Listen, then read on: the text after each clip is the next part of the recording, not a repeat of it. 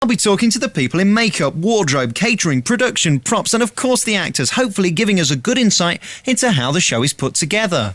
Now, it's harder work than you might believe. There's over 100 people produce the show with only 25 actors, and the actors get in about 7 o'clock in the morning and often don't leave till gone 8 o'clock at night. So I began my Crossroads journey at the top, talking to the series producer, Peter Rose, and asked him after a year on air, how's the show doing? I think it's going pretty well generally. I mean, I think everybody's agreed it's improving. I think there were some mistakes made early on, but we've ironed those out now. And it's sort of going from strength to strength at the moment. I suppose the difficulty you've got is that everybody's a critic in the beginning and you've got to impress them straight away. Yes, and obviously there's a lot of baggage that comes with it because of that, because of the history of the show. But I think a decision was made very early on not to try and recreate the old series, because that would have been a nightmare, really. Because, I mean, a lot of the perceptions are sort of wobbly sets and all that stuff, which we wanted to get away from. I mean, our set's just about the most solid you can possibly imagine because of that. And apart from a few characters, which are basically 3 characters, there was Jill, Adam and Doris. Those 3 characters were brought back from the old, just to give a bit of continuity to the old show. But I wasn't on the show right at the beginning, but they very much felt that they wanted to establish its own identity as quickly as possible and make the new characters as loved as the original characters were. How's it going down? How popular is it now? Well, it's getting better. We've had a little bit of a problem in that they've sort of moved it around in the schedule a little bit here and there, which is quite difficult for an audience because they sort of get used to it at a time and then they've got to get used to the new time. So that hasn't helped. But at the moment, we're pretty solid on about 3.5 million viewers. It's one of the highest rating daytime shows on ITV. But you can't really compare us to the old Crossroads in terms of viewing figures. I mean, you see silly things in the papers about it used to get 16 million and now it only gets 3 million. Well, when it was on before, there was Crossroads and Coronation Street and no cable, no satellite, no Sky. So, of course, everything got 16 million viewers in those days because there was no choice. We are, in fact, the 4th most watched soap after the big 3, which is Coronation Street, Emmerdale and EastEnders. And yet we don't quite get the credit for it because we're on during the daytime. We're definitely on air till September, and the decision about how much when we're going to go on is shortly to be made, but it hasn't been made yet. So there's no truth in all that stuff about it's going to be axed. I suppose people forget that even things like EastEnders were massively criticised when they were launched. It takes time to bed in, doesn't it? Exactly. Yeah. I mean, every single soap that's now popular started off, apart from Coronation Street, I think was pretty much a hit straight away. But most of the soaps, EastEnders was panned in its first year, as was. Emmerdale was just a sleepy little soap that sat there in the afternoon schedule for 20 years before they moved it to 7 o'clock and it suddenly took off. It's just a matter of time, really. I mean, it's a very slow burn with soaps. We are up against The Weakest Link, Richard and Judy and Neighbours. So it's kind of one of the most competitive slots on television. And they're all popular shows in their own rights. And to eat into that audience, particularly Neighbours, which has been going for 22 years, it's going to be a slow process eating into that audience. We are creeping up, 2.5 million. We'd like it to get up to 3 million, but on that showing. But it's never going to get 17 million, unless they move it to 7 o'clock, which we don't hear they've got any plans to. Now, you're the series producer. What do you do? I suppose I'm in charge, really. I have an executive producer called Sharon Bloom, who works from London. So I and a couple of other people basically look at the direction of the show, the storylines, the long-term storylines, what direction the show's going to go in, what characters to keep, what characters to lose, and so on. And then we all look at scripts, obviously, as they come through. As you can imagine, it's a bit of an assembly line on a soap because they're coming in thick and fast all the time. But then basically I look after the day-to-day running of the show. Obviously I have heads of departments that cover all the various areas, but basically they all come to me for decisions, really. So am I sitting on the famous casting couch then? That's the one, yeah. Really? But don't take your clothes off. Well, that's showbiz for you. Peter Rose, they're the executive producer of Crossroads. So after I spoke to Peter, I went to talk to Cindy Marshall-Day, who was in makeup, and she plays Tracy Booth, the salon manager. Now, for those who might not be familiar with Tracy, tell me a bit about your character, Cindy. Well, I play Tracy, who's Jake's wife, and we have a son called Scott, and we live in the hotel.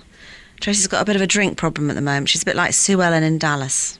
Do you enjoy playing that part? Because it sounds like a very interesting part to play. Yeah, I love it. It's the best part, I think. How long do they give you to learn your lines, or is it basically read the script and say it?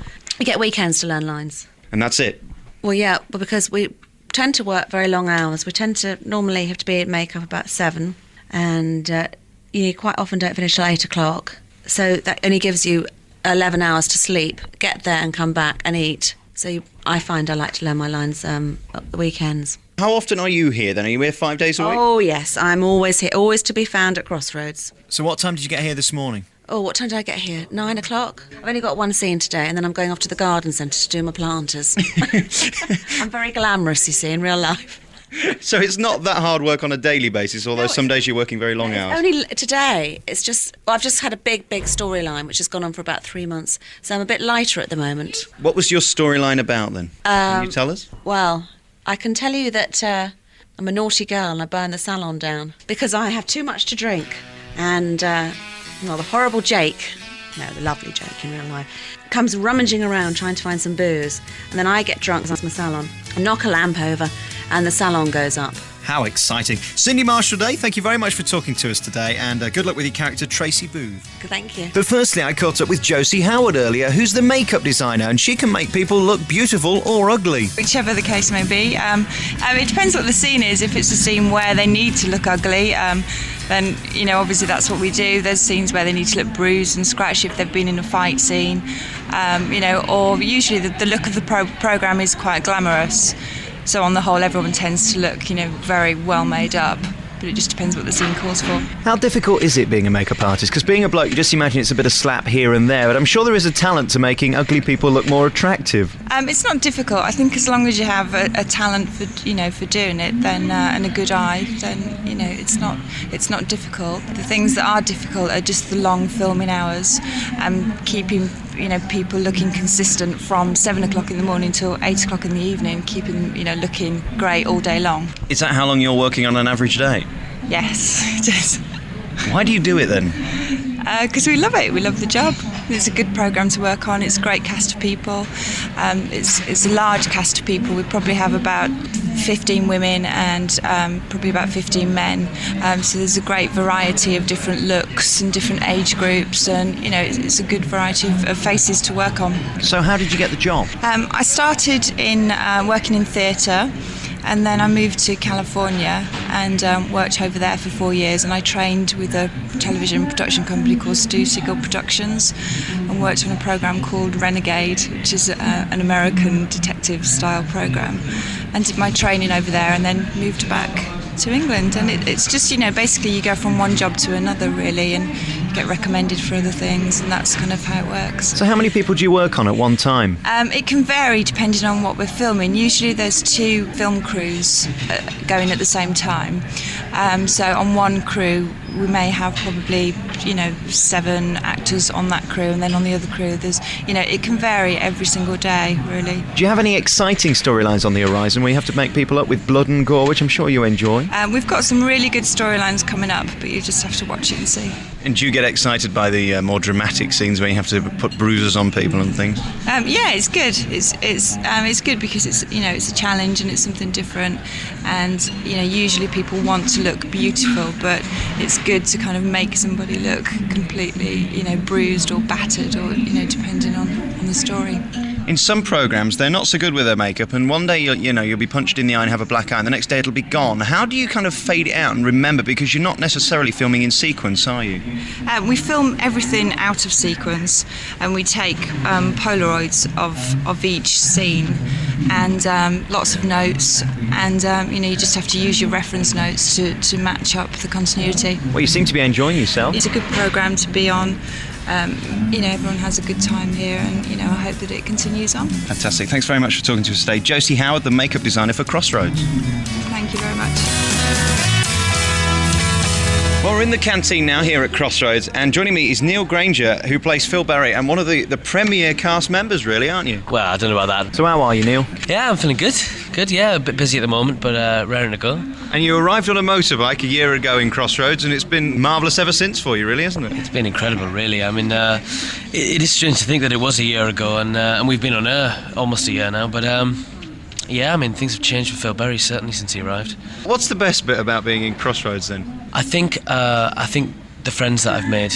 I mean, it sounds corny and probably people won't believe me, but the friends that I've made, the team that we have here is just, it's not normal for soap, I've been told. We just get on so well, there's no egos, it's just wonderful, and friends for life, I suppose. And if the show continues, when the show continues, it's going to be nice to keep coming back and seeing people. I suppose if you didn't get on with people, it could be a very miserable life, because you spend a long time here every day, don't you? Well, you do, and you've got to pretend on set that you like certain people, even if you don't like them. And I mean, we've been blessed completely that I don't think there's been any intercast fights of any description. So it makes such a difference to work for the working environment for any job, I suppose.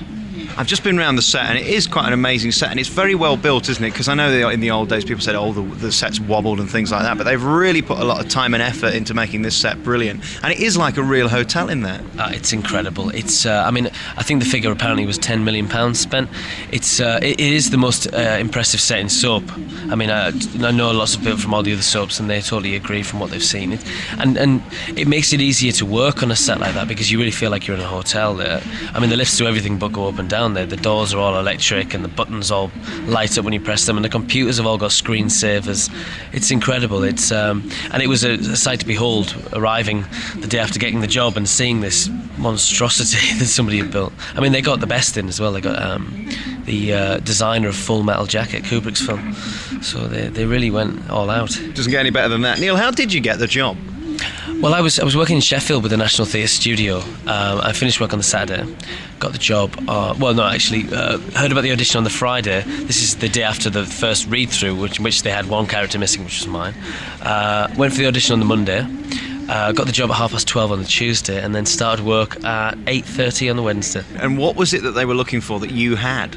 I don't know. I mean, I'd like to think that they didn't want to go for the obvious bad boy. They didn't go for a rebel. They wanted to go for somebody that just had a bad past, somebody who had a good heart, but at the end of the day was brought up in a difficult area with a difficult string of boyfriends that her mother had. So your accent helped, do you think? Well, yeah. I mean, it was originally meant to be Walsall, I was told. So I walked in there with a Walsall accent, and they said, I said, "What accent do you want? Do you want Walsall?" And they said, "Just do your own." So just did a bit Walter Geordie. Now, being one of the central characters, you're in most of the scenes, so how long do you spend here every day? All day, every day. So 7:30 arrive, makeup about 7:30, 7:45 wardrobe, and then straight into the first scene, and then leave probably 7:30, 8 o'clock tonight, I think it is now. How difficult is it to learn your scripts? Because you've got a lot of lines to remember in a very short period of time, haven't you?